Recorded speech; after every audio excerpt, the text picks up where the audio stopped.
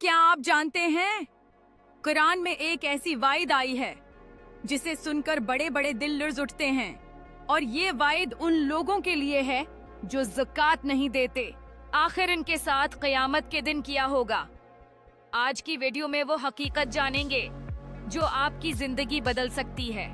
अस्सलाम वालेकुम दोस्तों, आज हम बात करेंगे ज़कात न देने की सख्त वाइद के बारे में, जिसका जिक्र कुरान में भी है और हदीस में भी।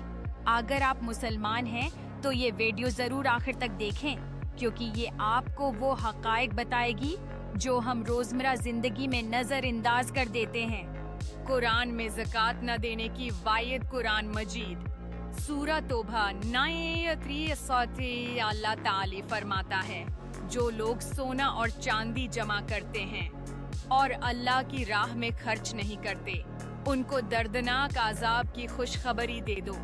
क़यामत के दिन यही सोना चांदी जहन्नम की आग में गर्म किया जाएगा और उनकी पेशानी, पहलों और पेट को दागा जाएगा।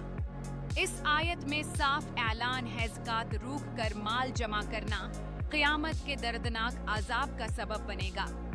हदीस में ज़कात न देने वालों की सजा सहीह बुखारी भी ने फरमाया, जिस माल की ज़कात अदा न की जाए वो क़यामत के दिन एक जहरीले सांप की शक्ल में सामने आएगा जो इसके गले में लिपट जाएगा।